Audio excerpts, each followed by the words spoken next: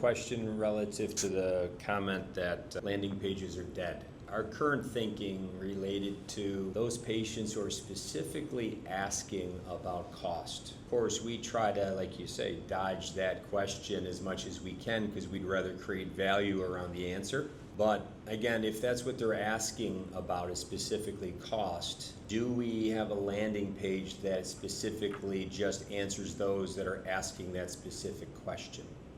I would say no. In my humble opinion, no. I would still put it on your main website. I tend to think about it more as leaning into the question, and we maximize out of network benefits.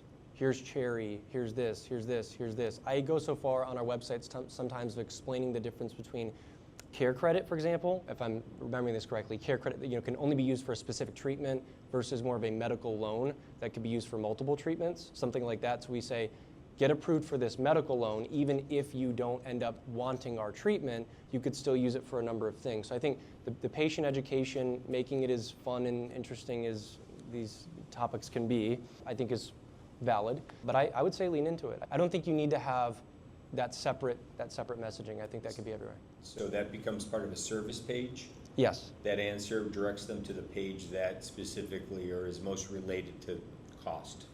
Yes, or in that case, you could do a financing options page on your site if you want it to apply to all treatments, but I would still put a paragraph or two in a little section that talks about that. It will look like a lot of your website pages are like 80% the same, because they are.